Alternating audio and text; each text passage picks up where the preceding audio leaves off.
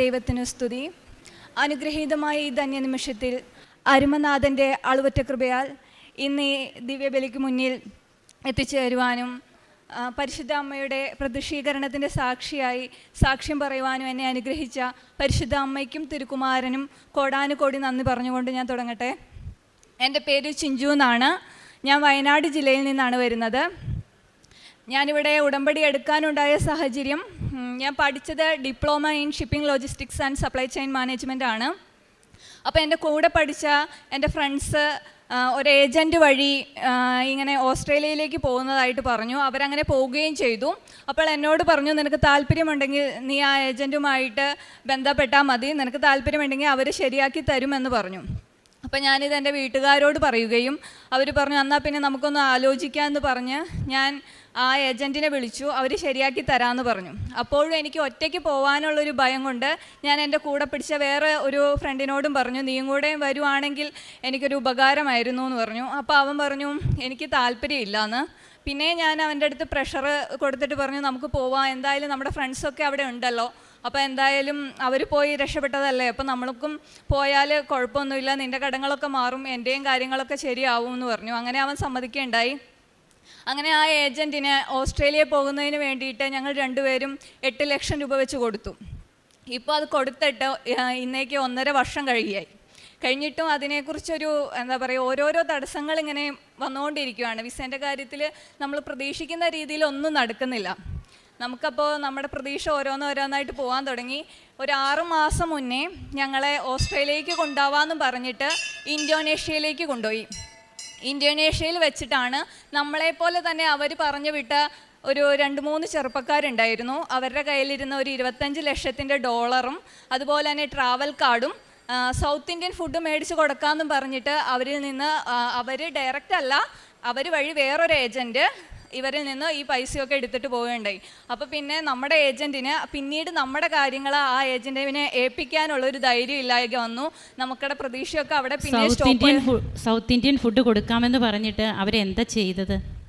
അവർ south Indian ഫുഡിൽ ഒരു പൊടി കലർത്തി കൊടുക്കുകയാണ് ചെയ്തത്. അന്ന് രാത്രി ആ കുട്ടികളുടെ ഒപ്പം കിടന്നുറങ്ങി. പിറ്റേ ദിവസം രാവിലെ അയാൾ ഇവരെ ഉണരുന്നതിന് മുന്നേ അയാൾ എണീച്ച് പോയി കഴിഞ്ഞിട്ട് അയാൾ എവിടെയോ നിന്നിട്ട് തിരിച്ച് ഇവരെ വിളിച്ച് കോൺടാക്ട് ചെയ്തിട്ട് പറഞ്ഞു, നിങ്ങളുടെ ക്യാഷൊക്കെ ഞാൻ എടുത്തിട്ടുണ്ട് എന്ന് ഈ കുട്ടികളെ വിളിച്ച് പറയുകയും ചെയ്തു. എന്നിട്ട് പറഞ്ഞു, അതെല്ലാം ലിൻസൻ്റെ അടുത്ത് നിന്ന് മേടിച്ചോളാനും പറഞ്ഞു. പക്ഷേ ഇതൊന്നും ലിൻസൻ ചേട്ടൻ്റെ അടുത്ത് ചോദിച്ചപ്പോൾ അവർക്ക് ഇതിനെക്കുറിച്ചൊന്നും ഒരു അറിവുമില്ല. അവർ ശരിക്കും നിരപരാധിയാണ്. ഒരുപാട് സ്ട്രഗിൾ ചെയ്യേണ്ടി വന്നു ആ ചേട്ടനും ആ ഫാമിലിയും ഒക്കെ. അറിയാതെയാണെങ്കിലും ആ ചേട്ടൻ്റെ പേര് എൻ്റെ വായിൽ നിന്ന് വന്നു പോയി. ആരും അവരെ തെറ്റിദ്ധരിക്കരുത്. ഞങ്ങൾ പോകുന്ന ഏജൻറ്റ് എന്താ പറയുക, സത്യസന്ധമായിട്ടുള്ളൊരു ഏജൻറ്റാണ്. അവർ മനഃപൂർവ്വം അല്ല, ഞങ്ങളുടെ കാര്യത്തിൽ അറിയാതെ അവർക്ക് വന്നുപോയ ഒരു കയ്യബദ്ധമാണ്. പിന്നെ അപ്പോൾ അങ്ങനെ ഞങ്ങൾ ബുദ്ധിമുട്ടി ഇങ്ങനെ ഒരുപാട് സങ്കടപ്പെട്ട് ഇന്തോനേഷ്യയിൽ നിന്ന് തിരിച്ചു വന്നു. 1 മാസം ഞങ്ങൾ ഇന്തോനേഷ്യയിൽ ഉണ്ടായിരുന്നു. അതുവരെയുള്ള ഞങ്ങളുടെ ഫുഡും അക്കോമഡേഷനൊക്കെ ഞങ്ങളുടെ ഏജൻറ്റ് തന്നെയാണ് ഞങ്ങളെ നോക്കിക്കൊണ്ടിരുന്നത്. അത് കഴിഞ്ഞ് ഞങ്ങളെ തിരിച്ച് അവർ നാട്ടിൽ വരുത്തി കഴിഞ്ഞിട്ട് ഞങ്ങളോട് പറഞ്ഞു, വിത്തിൻ 1 മന്തിനുള്ളിൽ നിങ്ങളുടെ കാര്യങ്ങളെല്ലാം റെഡിയാക്കി തരാമെന്ന് പറഞ്ഞു. അപ്പോഴും ഞങ്ങൾക്കൊരു പ്രതീക്ഷയുണ്ട്, 1 മാസമല്ലേ, അപ്പോൾ നാട്ടിൽ വന്ന കാര്യം ആരോടും പറയണ്ട, ബന്ധുക്കളോടൊക്കെ പറഞ്ഞിട്ടല്ലേ പോയത്, ഓസ്ട്രേലിയയിലേക്ക് പോവുകയെന്ന്. അപ്പോൾ ഇനി തിരിച്ചു വന്നു എന്ന് പറയുമ്പോൾ അതൊരു നാണക്കേട് പോലെ. അപ്പോൾ വിചാരിച്ചു, എന്നാൽ ബന്ധുക്കളെ ആരെയും അറിയിക്കേണ്ട, പെട്ടെന്ന് തന്നെ റെഡിയാവും, തിരിച്ചു പോകാമല്ലോ എന്നുള്ള പ്രതീക്ഷയോടുകൂടി വീട്ടിലെ ബന്ധുക്കളെ ആരെയും അറിയിച്ചില്ല, നാട്ടുകാരെ അറിയിച്ചില്ല, ആരെയും അറിയിച്ചില്ല. അങ്ങനെ ഞങ്ങൾ ഇന്ന് ശരിയാവും നാളെ ശരിയാവും എന്ന് ഓർത്തിരുന്നു. പക്ഷേ ഓരോ മാസം ഇങ്ങനെ പോകുന്നതല്ലാണ്ട് ഞങ്ങളുടെ കാര്യത്തിൽ ഒരു ഇമ്പ്രൂവ്മെൻറ്റും ഉണ്ടായില്ല. അതിൻ്റെ ഇടയ്ക്ക് എൻ്റെ വീട്ടിൽ വിരുന്നുകാർ വരും. എൻ്റെ ഒരു ജോയിൻറ്റ് ഫാമിലിയാണ്. ഞങ്ങൾ 8 കുടുംബങ്ങളുണ്ട്. ഞങ്ങളുടെ തറവാട്ടിൽ ചാച്ചനും അമ്മച്ചിയൊക്കെ ഉള്ളതുകൊണ്ട് ഒരുപാട് ബന്ധുക്കൾ ഇങ്ങനെ വന്നു പോയിക്കൊണ്ടിരിക്കും. അവർ സുഖമില്ലാണ്ടിരിക്കുന്ന ചാച്ചനും അമ്മച്ചിയാണ്. 90-92 വയസ്സാണ് അവർക്കുള്ളത്. അപ്പോൾ അവരെ കാണാൻ വേണ്ടിയിട്ട് ഒരുപാട് ബന്ധുക്കളൊക്കെ ഇങ്ങനെ വന്നുകൊണ്ടിരിക്കും. ആ സമയത്തൊക്കെ ബന്ധുക്കൾ വന്നത് നമ്മളെ അറിയിച്ചിട്ടായിരിക്കില്ലല്ലോ. ആ സമയത്ത് ഞാനോ ഓടി ഒരു റൂമിൽ ഒളിച്ചിരിക്കും. ചിലപ്പോൾ എനിക്ക് ശക്തമായിട്ട് ചുമ വരും, തുമ്മാൻ വരും. അപ്പോൾ ഒക്കെ ഞാൻ എന്താ ചെയ്യുക, എനിക്ക് പറ്റുന്നില്ല, എനിക്ക് ഒന്നും ചെയ്യാൻ പറ്റാത്തൊരവസ്ഥ. ഒളിച്ചിരിക്കുക എന്ന് പറഞ്ഞാൽ എല്ലാവരും കേൾക്കുമ്പോൾ സിമ്പിളായിട്ട് തോന്നും. പക്ഷേ എല്ലാവരും വീട്ടിൽ വന്നിരിക്കുമ്പം നമുക്കൊന്ന് തുമ്മാൻ വരുന്നൊരു സാഹചര്യം, ചുമയ്ക്കാൻ വരുന്നൊരു സാഹചര്യമൊക്കെ ഞാൻ പില്ലോൻ്റെ അടുത്ത് എൻ്റെ മുഖം അമർത്തി വെച്ചിട്ട് ഞാൻ കടിച്ചു പിടിച്ചിരുന്നിട്ടുണ്ട്. അതിൻ്റെ ഇടയ്ക്ക് കുറേ ടൈമൊക്കെ എടുത്തിട്ട് ചിലവർ വീട്ടിൽ നിന്ന് പോകുന്ന സമയമുണ്ട്. അപ്പോൾ എൻ്റെ മക്കൾ പുറകെ ജനൽ കേക്കട വന്നിട്ട് അമ്മയ്ക്ക് വിശക്കുന്നുണ്ടോ, ഫുഡ് വേണോന്നൊക്കെ ചോദിച്ച് അവർ തട്ടും. അപ്പോൾ ഞാൻ പറയും, മക്കൾ അവർ പോയി കഴിഞ്ഞിട്ട് വിളിച്ചാൽ മതി, ഇപ്പോൾ തട്ടണ്ട, തട്ടുമ്പോൾ അവർ കേൾക്കും, ജനലിൽ തട്ടല്ലേ എന്ന് പറഞ്ഞ് ഞാൻ അവരെ പറഞ്ഞു വിടും. പിന്നെ കുറേ കാലം കഴിഞ്ഞപ്പോൾ കുറേ പേരൊക്കെ അറിയാൻ തുടങ്ങി. അപ്പോൾ എൻ്റെ വീട്ടിലുള്ളവർ, ഞാനൊഴിച്ച് എൻ്റെ വീട്ടിലുള്ള എല്ലാവരും കുറേ പരിഹാസങ്ങൾ കേൾക്കേണ്ടി വന്നു, സഹിക്കേണ്ടി വന്നു.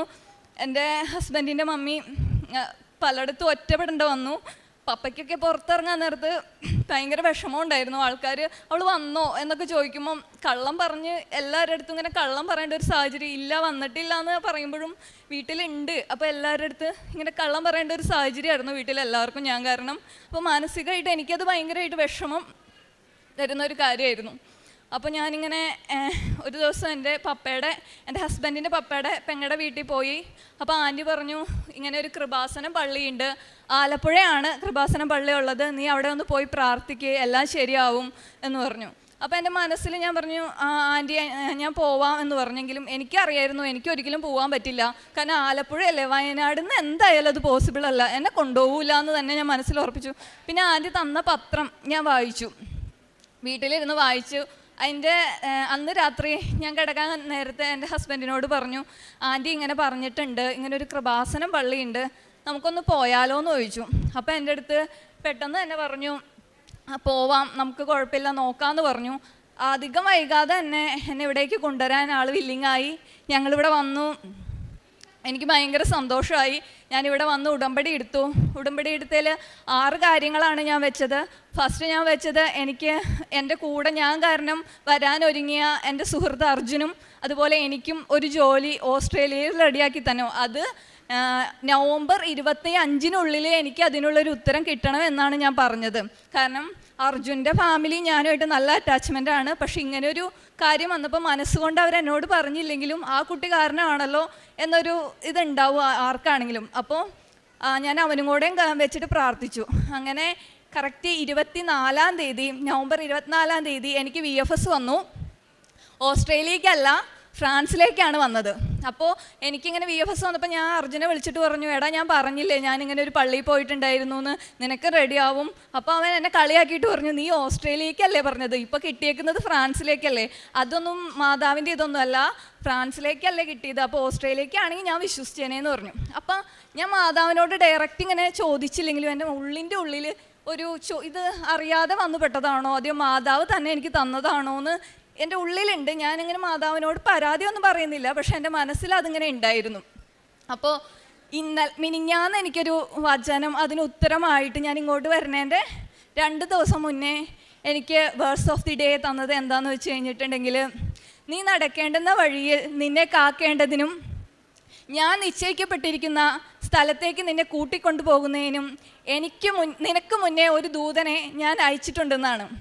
അവിടെ ദൈവമാണ് നിശ്ചയിച്ചിട്ടുള്ളത് ഞാൻ ഏത് രാജ്യത്തിലേക്ക് പോകണമെന്ന്. അവിടെ തിരുകുമാരൻ പറഞ്ഞ രാജ്യത്തേക്ക് പോകാൻ ഞാൻ സന്തോഷവതിയാണ്. എന്നിലുള്ള ഡൗട്ടൊക്കെ അതോടുകൂടി ക്ലിയറായി. ഇത് ദൈവവും മാതാവും പരിശുദ്ധ അമ്മയും എനിക്ക് തന്ന ഒരു എന്താ പറയുക ക്രിസ്മസ് ഗിഫ്റ്റാണ്. അതിന് ഞാൻ പരിശുദ്ധ അമ്മയോടും ദേവകുമാരനോടും നന്ദി പറയുന്നു. അതുപോലെ തന്നെ എൻ്റെ കല്യാണം കഴിഞ്ഞിട്ട് 12 വർഷമായി. എനിക്ക് 2 മക്കളുണ്ട്. 7th-ലും 4th-ലുമാണ് പഠിക്കുന്നത്. അപ്പോൾ ഞങ്ങളെ ലവ് മാരേജ് ആയിരുന്നു. അപ്പോൾ കല്യാണം കഴിഞ്ഞൊരു 6 മാസം ഇത്രയും സന്തോഷവതിയായിട്ടുള്ളൊരു കുട്ടി ഈ ലോകത്തുണ്ടാവില്ല. കാരണം ഞാൻ എൻ്റെ ഫാമിലിയിൽ ഭയങ്കര ഹാപ്പി ആയിരുന്നു. അതുകൊണ്ട് തന്നെ എൻ്റെ വീട് എറണാകുളമാണ്, ആളുടെ വീട് വയനാടാണ്. അപ്പോൾ ആ 2 സ്ഥലങ്ങളും തമ്മിലുള്ളൊരു വ്യത്യാസം നിങ്ങൾക്ക് മനസ്സിലാവും.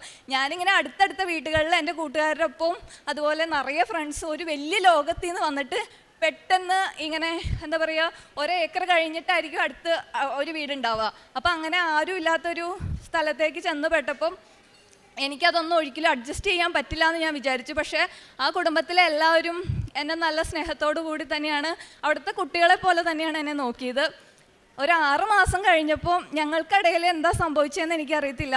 ഞങ്ങൾക്കിടയിൽ മാനസികമായിട്ട് അപ്പ എന്നിൽ നിന്ന് അകലാൻ തുടങ്ങി. ഞാൻ അപ്പ എന്നാണ് വിളിക്കുന്നത്. അപ്പം അതെന്നെ ഭയങ്കരമായിട്ട് തകർത്തു. ഞാൻ പറഞ്ഞ് മനസ്സിലാക്കാൻ ശ്രമിച്ചിട്ട് ആൾക്കത് ഉൾക്കൊള്ളാൻ പറ്റുന്നില്ല. അപ്പം ഞാൻ ആഗ്രഹിക്കുന്നത് ഒരുപാട് പണമോ അല്ലെങ്കിൽ എനിക്ക് ഭക്ഷണം മേടിച്ച് തരുമോ വസ്ത്രം മേടിച്ച് തരുമോ ഒന്നുമല്ല, ആളുടെ കെയറിങ്ങും സ്നേഹവും മാത്രം തന്നെയാണ്.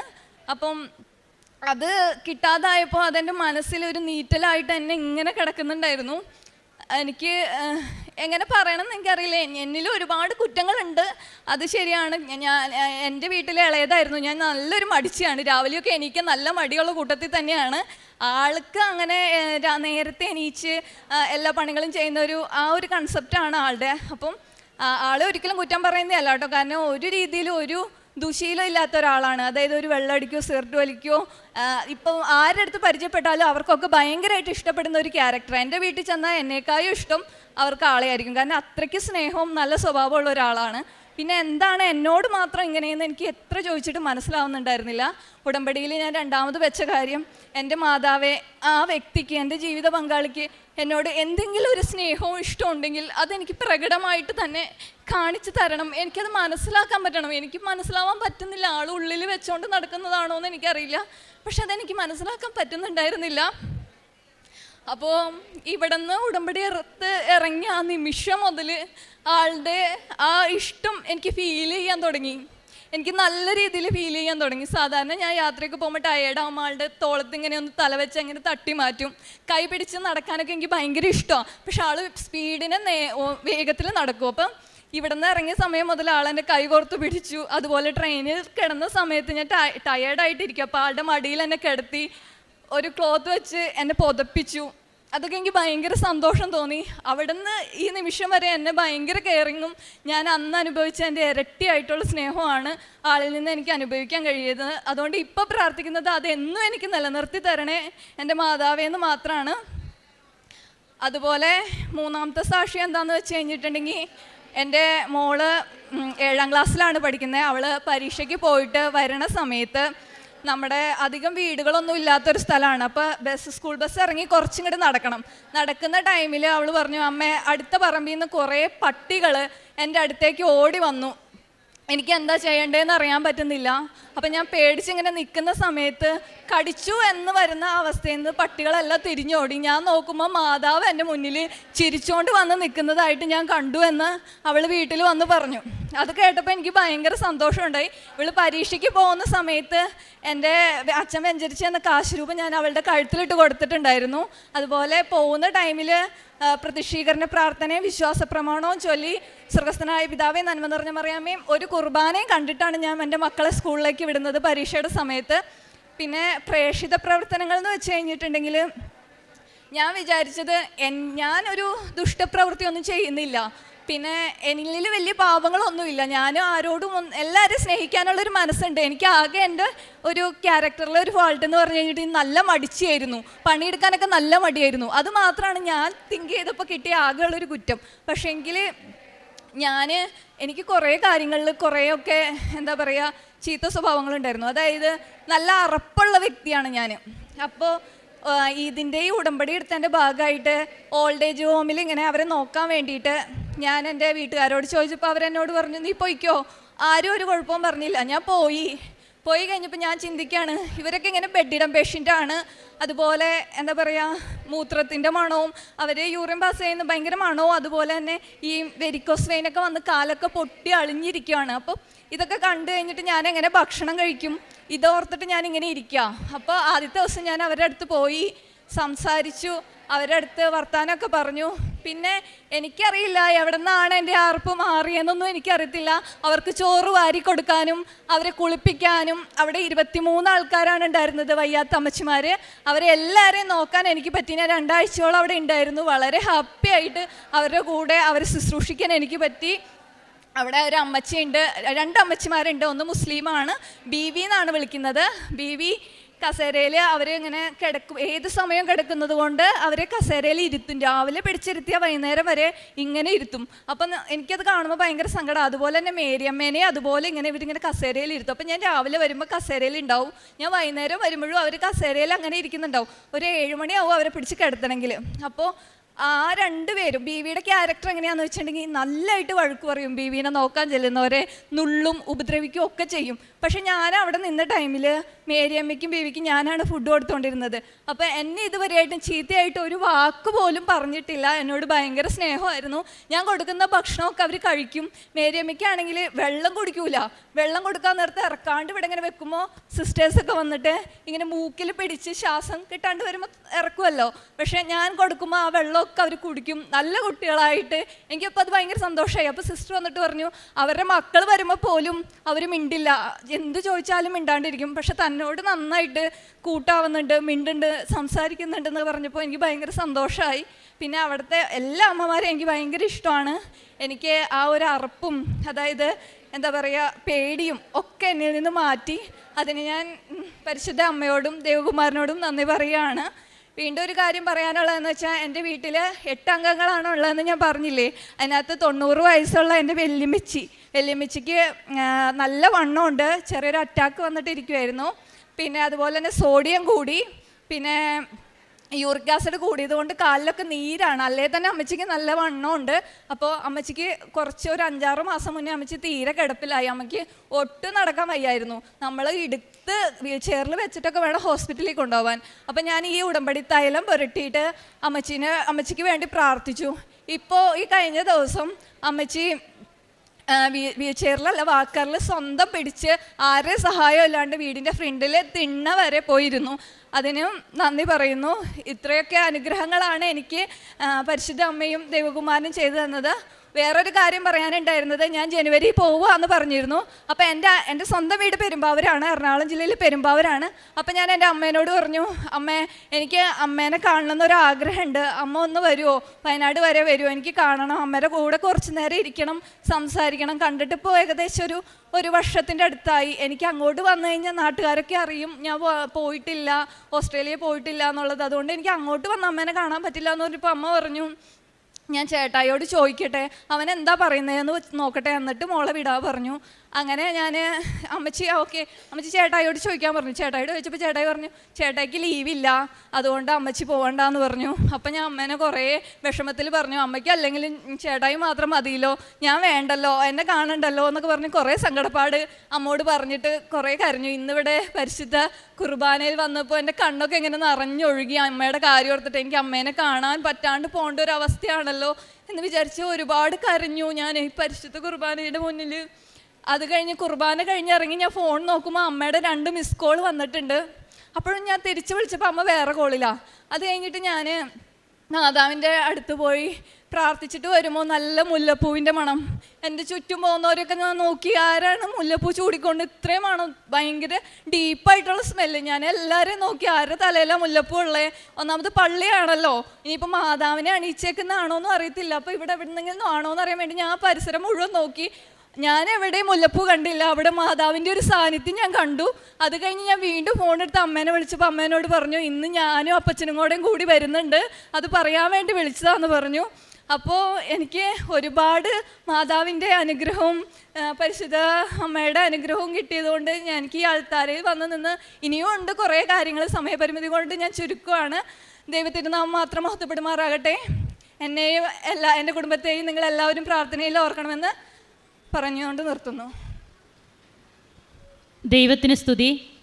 നിന്നെക്കുറിച്ചൊരു പദ്ധതി എൻ്റെ മനസ്സിലുണ്ട്, നിൻ്റെ നാശത്തിനുള്ളതല്ല, ക്ഷേമത്തിനുള്ള പദ്ധതി, നിനക്ക് ശുഭമായ ഭാവിയും പ്രത്യാശയും നൽകുന്ന പദ്ധതി.